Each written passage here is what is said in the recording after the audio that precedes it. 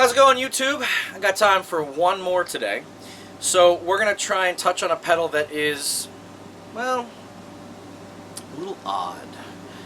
We've already gone over things like the bass synth wah. We've talked about the FM4 filter modeler. We even dove into the depths of gated fuzz doom with the ZVEX Mastertron.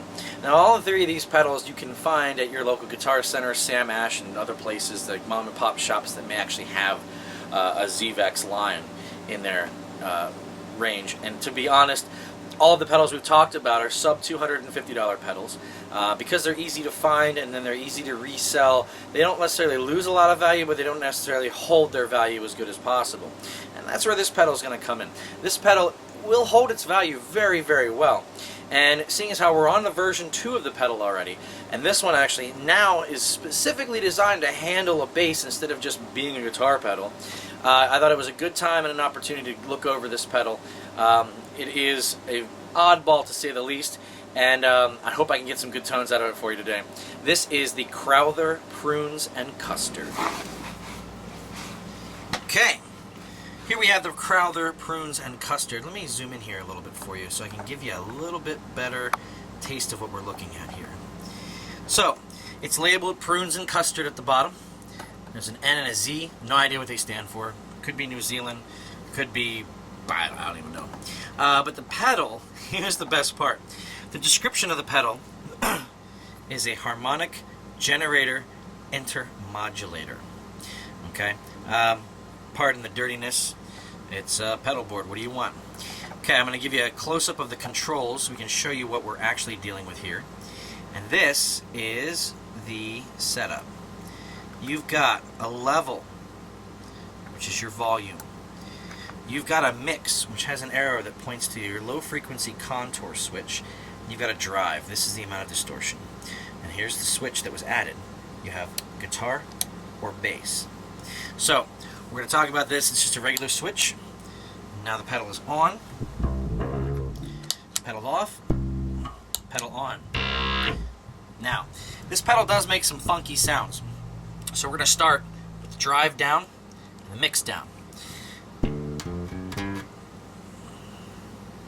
Drive it halfway. Give us some gusto.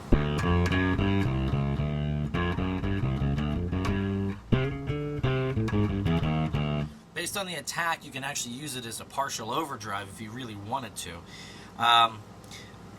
When the mix knob comes in is where it starts to get funky. But let's go ahead and drive it all the way.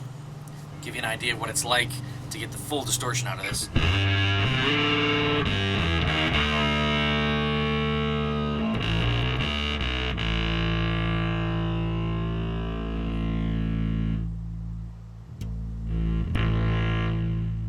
So you can see the drive knob has a little bit to do with giving you extra oomph, but the mix knob is more interesting. Here's an open D.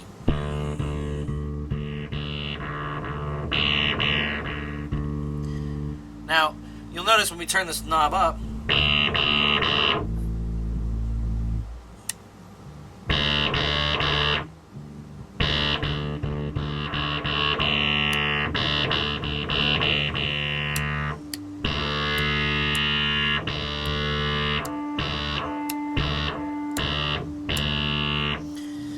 apparently the switch does something that I couldn't necessarily tell you.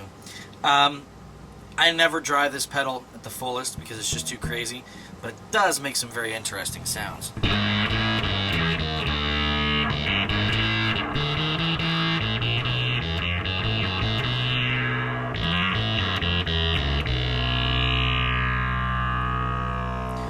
Now this pedal plays very, very well with some other support.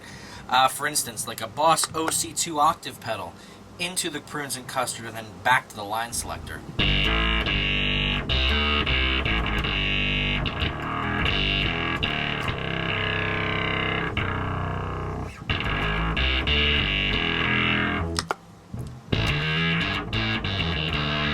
It just adds a whole new dimension. It's an oddball of a distortion pedal, I will give you that. It is definitely not your typical standard distortion box. It's pretty fun, and it's very, very interesting. I have yet to find a place where this pedal really shines on its own in the mix, but there's got to be something for it. So the Crowther Prunes and Custard. Pros, it's definitely a different sounding pedal. It's not the standard typical fuzz that everybody makes, or distortion, whatever you would like to classify this pedal as. I believe it's distortion.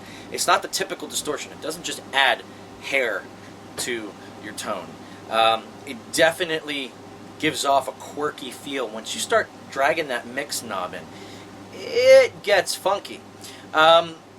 Cons, it's almost too funky depending on how you set it up. If you dime everything except for the volume knob, it makes an obscene amount of noise and actually makes a lot of basses feed back. I've noticed that. It is somewhat gated, but it's very touchy. I've noticed that you have to have really, really good technique to play this specific pedal clean, to not have any type of bleed over or, you know, phantom string vibration that's going to add quirkiness to a stop that you're trying to make. Price, it depends. I've seen them sell for, I believe their price is somewhere around $179. I could be wrong. Potentially they are a little bit less expensive. If you can find one used, it's great. For cost, I give it a 3 out of 5 dollar signs. The pedal is a wonderful pedal and should be considered by anybody looking to dive into the oddball fuzz distortion realm. So until next time, YouTube, thanks. Have a great day.